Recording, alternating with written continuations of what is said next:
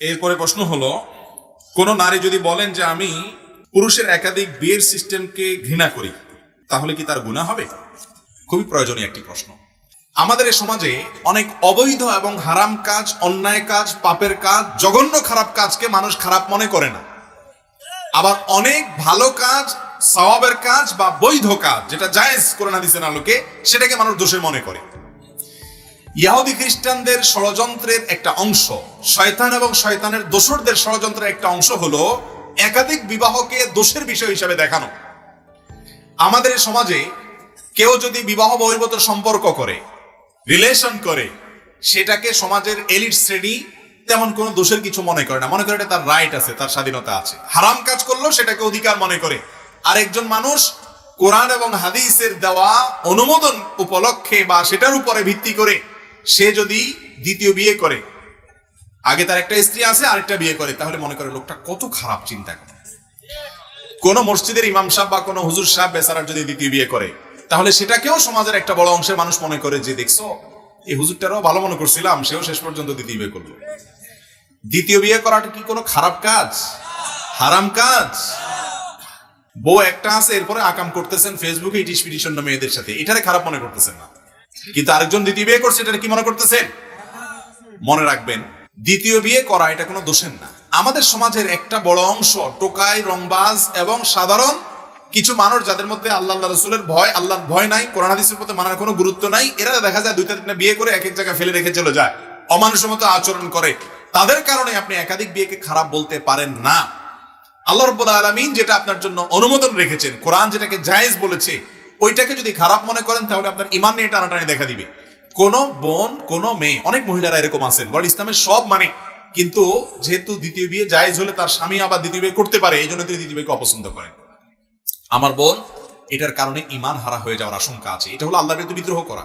আল্লাহ বলেছেন, ফানকাহু মা তাবা লাকুম মিনান নিসাই মাসনা ওয়া সুলাস ওয়া রুবা, তোমরা পুরুষরা মেয়েদেরকে বিয়ে করো 2, 3 বা 4।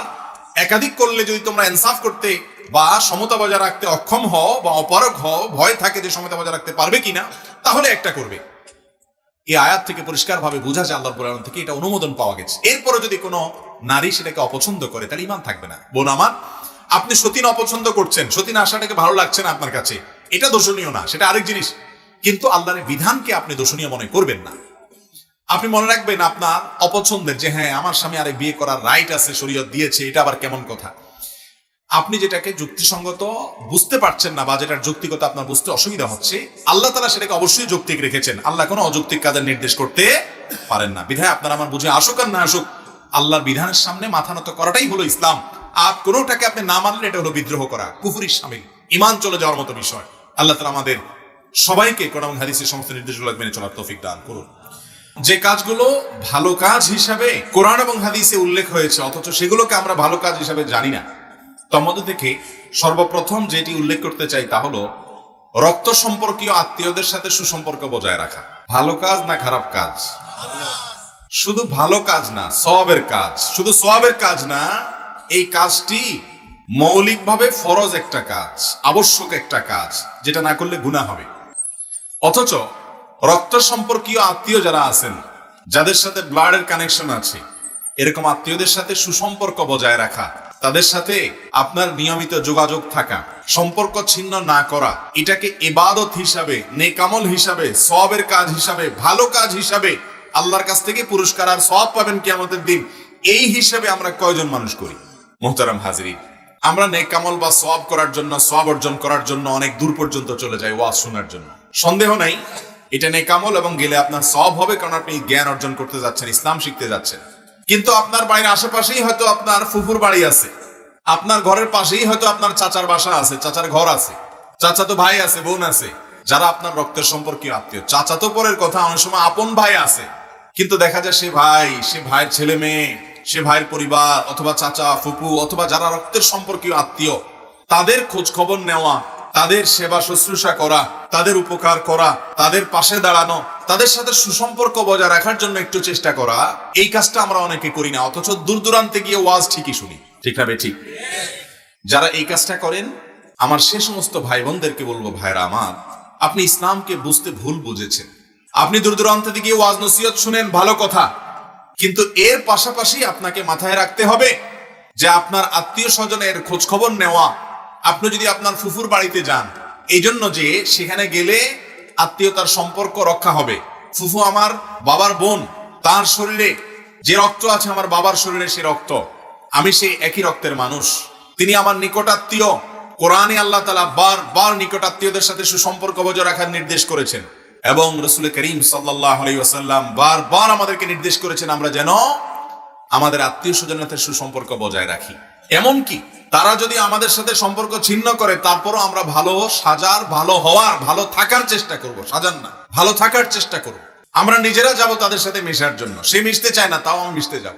কোনো কারণে মনোমালিন্য হয়েছে, আমি নিজে থেকে সেটা দূর করে ফেলবো কারণ সে আমার আত্মীয়। এই কাজটাকে আমরা সওয়াবের উদ্দেশ্যে খুব কম মানুষই করি অথবা জানি। আজ আমরা এই আমলটিকে যদি আমাদের জীবনে আনার জন্য সংকল্প করতে পারি তাহলে এক বিপুল পরিমাণে সওয়াবের অধিকারী হওয়ার মতো একটা আমল আমরা জেনে গেলাম। সেটা হলো আত্মীয় স্বজনের সাথে সুসম্পর্ক বজায় রাখা। নবী করিম সাল্লাল্লাহু আলাইহি সাল্লামের কাছে এক সাহাবী এসে বলেছেন, ইয়া রাসূলুল্লাহ, আমার আত্মীয়র সঙ্গে আমি ভালো থাকতে চাই কিন্তু সে আমাকে ভালো থাকতে দেয় না।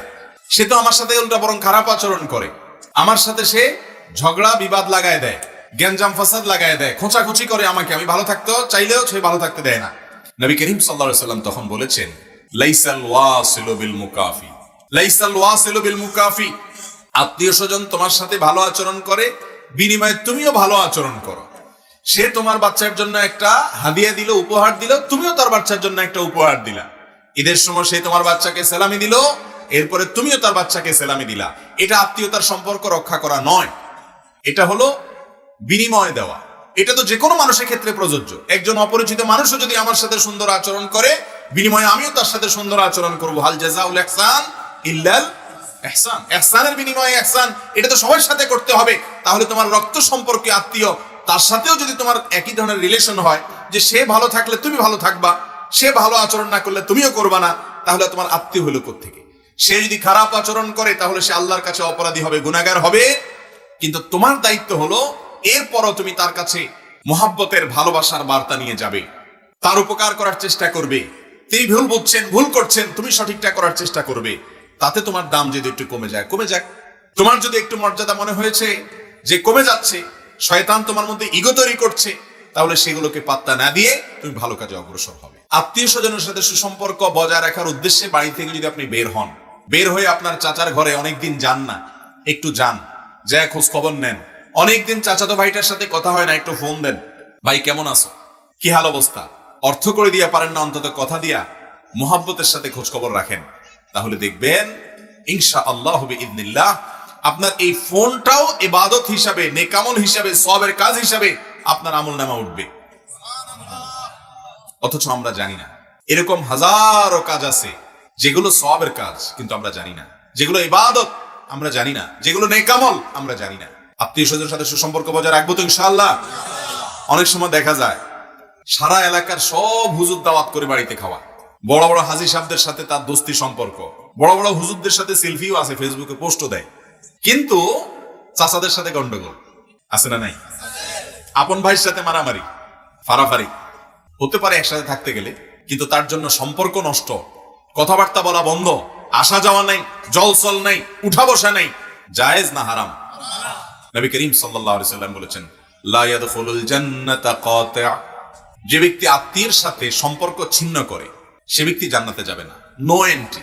জান্নাতে কিছু লোকের জন্য নো এন্ট্রি, প্রবেশাধিকার নাই। সেই দুর্ভাগা মানুষগুলোর ভিতরে এক শ্রেণী মানুষ হলেন তারা যারা তাদের রক্ত সম্পর্কীয় আত্মীয়ের সাথে সম্পর্ক ছিন্ন করে। চাচার সাথে আপনার গন্ডগোল হতে পারে, দুইটা হয়তো জমি জমা নিয়ে দুইটা ঝামেলা, একটা ঝামেলা হতে পারে, কিন্তু সেজন্য সম্পর্ক ছিন্ন আপনি করতে পারেন না। তিনি আপনার রক্ত সম্পর্কীয় আত্মীয়, শুধু চাচা নন, এরকম আরো যতজন আছে।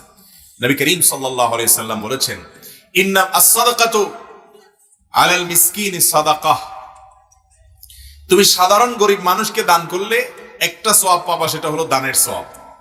ওয়াস-সাদাকাতু আলা যিল কুরবা সিলাতুন ওয়া সাদাকা, আর যদি তুমি তোমার কোনো আত্মীয়কে দান করো তাহলে দুইটা সওয়াব পাবা, একটা হলো দানের সওয়াব, আরেকটা হলো এই দানের মাধ্যমে আত্মীয়ের সাথে তোমার যে সম্পর্ক ঘনিষ্ঠ হলো, সে যে তোমাকে ভালোবাসলো, একটা সম্পর্ক যে ভালো হলো, সেজন্য আত্মীয়তার সম্পর্ক রক্ষা করার সওয়াব, দুইটা সওয়াব তুমি পাবা।